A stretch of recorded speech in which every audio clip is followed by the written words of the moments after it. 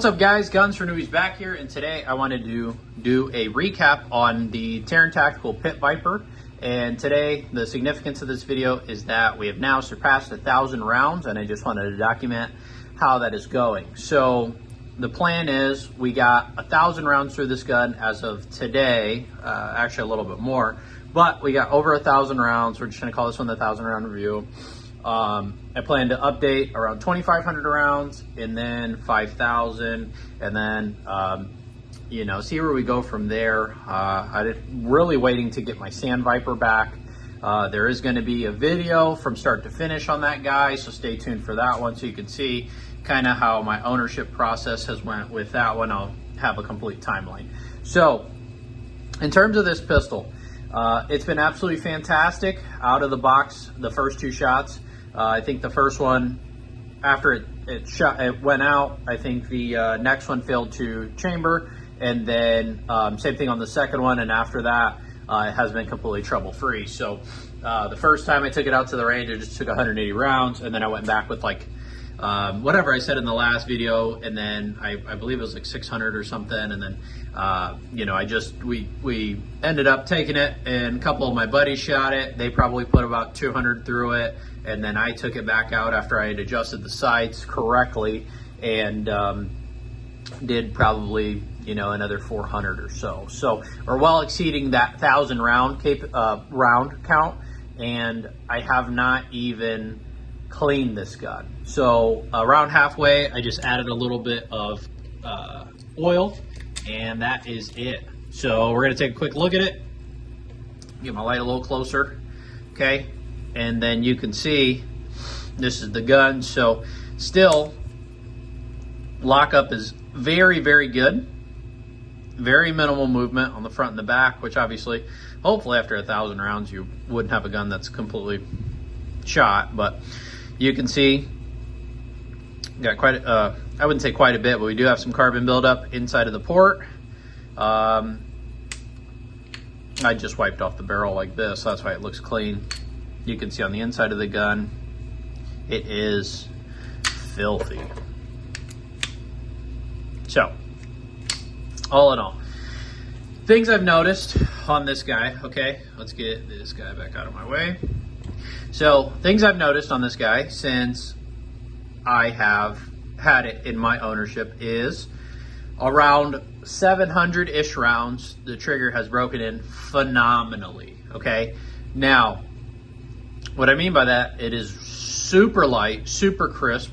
Here, I'll show you. So we are clear as I previously showed, okay? So there is your wall, or I guess the limit of your travel. And then as we reset, there's a tiny bit of reset there. I actually went a little bit more than I should have.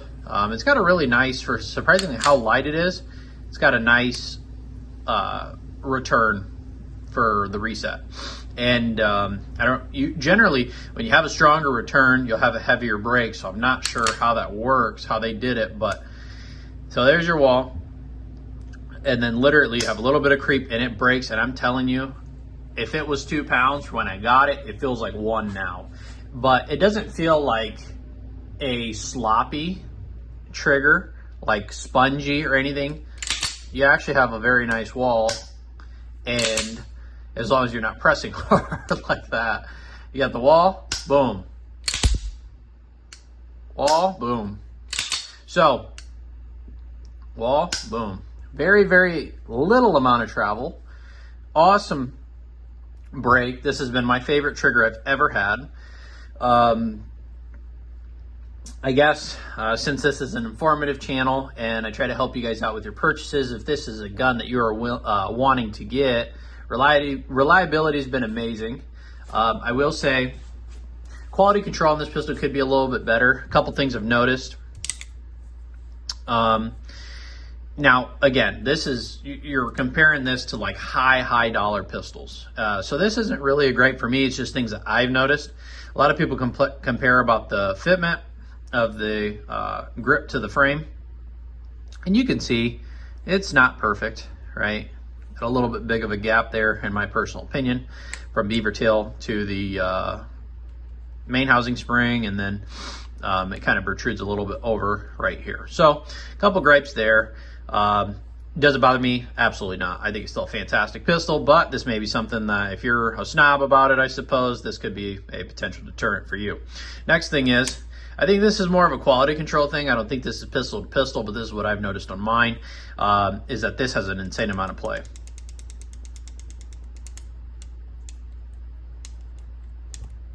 So,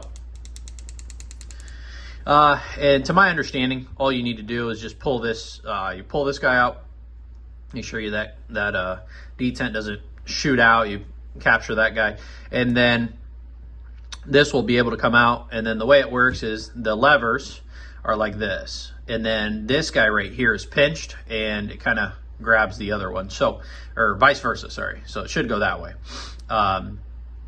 And all you really need to do is adjust the little ear so they pinch a little harder, and then you'll have more of a secured fit on that. So, with that being said, not really a gripe for me anyways. I think the pistol's excellent. I'm not going to sit here and nitpick it. I didn't buy this gun for any other reason than, one, I had a little bit of, I guess, emotional attachment to it because it's a John Wick gun. I've wanted this gun for years. I do like iron sights. I wish it would have had the capability for an optic, but I understand it, so I'm not going to sit there and gripe on it. That's how the pistol's designed, and so it is what it is. Now, in terms of other reasons I bought this gun is the performance of it. I knew from the Sand Viper, the trigger breaks in amazing. I knew from the Sand Viper, it has a unique shooting pattern with the way they did this gun. The slide is so light that when you're shooting in combination with this huge port, it makes it very soft when it's shooting, and then when it's returning, you get virtually no muzzle rise or dip. So that lets you get some really, really fast shots, and it makes it so much fun to shoot. So I bought this for the performance, not for because I wanted the cleanest pistol out or this for this. I bought it for the looks, the performance, and the, I guess, emotional side of it too, from it being one of my more favorite movie action shooter movies. So I like it, and if you wonder why I put a Surefire and everything, because I just like for holster compatibility, I put a Surefire on everything. I just use the same holster for everything, and I like actually having the light. I like the way that it kind of makes the recoil pattern a little bit more smooth for me, because actually when I'm shooting the pistol, I wedge my finger right here, and then I'm driving downwards with that.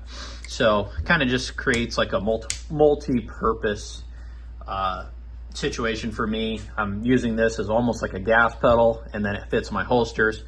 So in case I want to take this guy to a competition, which if I did that, it would just purely be for fun at that point, because you can't mount an optic, so you're kind of at a severe handicap, you know, unless you're really good with iron sights, which could be the case, because you're got the huge compensator, so you're going to be put in open. So if you're not running a race gun, you're already at a handicap because you got the major to minor difference there, at least in USPSA. I'm not really sure how IDPA and a couple of those other ones work, but that's just my knowledge. I shoot USPSA, so that is what I focus on. Now, I guess other things to gripe about, I really don't have any. Everything's pretty fantastic on this pistol. I love the way they blended the mag well. I love the magazine release. I actually ordered a couple of these paddles because this is a Dawson Precision. The check ring's a little bit different, but I ordered one for my Atlas as well. And you'll see that 1,000-round review coming up here as well, so stay tuned for that. I'm going to try to upload that one next Monday, and so that way we can have some regular weekly content. In terms of everything else, the pistol's been fantastic. I don't want the video to be too short, but I really don't have anything else that is really anything you should worry about. Now, again, if you're going to be worried about all the little things, I mean, the internet's full of these people that are trying to justify pistol, why you shouldn't buy something, why it shouldn't cost that, blah, blah, blah. Had they have had the money to buy it, they would absolutely have it and love it. Now, this isn't a pistol you're going to be able to appreciate if you're shooting just, let's say you got a Glock 45, and that's your pistol. Right, you're going to know this is better, but you're not going to be able to really gauge how much better. So for me, it was going from the Staccato P, porting it and seeing that huge jump in performance, then going to the XC and seeing that jump in performance, then going to this to being able to see the difference in there. It's the little things that you'll start to notice once you start getting familiar with the platform. And granted, at that point, going from the P to the XC, I was completely infatuated. So from the P, I probably had about 6,500 to 7,000 rounds on that gun.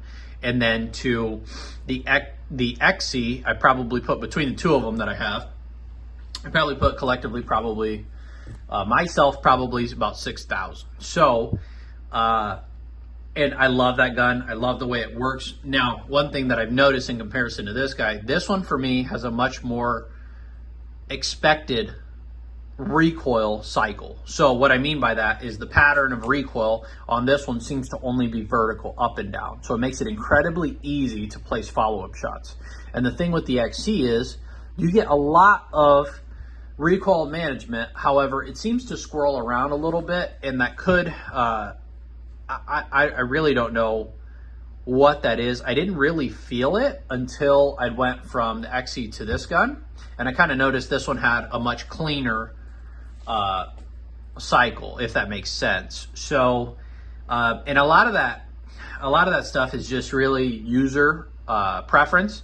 It could be the dimension of the grip, how it fits in your hand, the trigger that's in there, blah, blah, blah, blah. It could be XYZ. Does that mean that this pistol is better than the XC?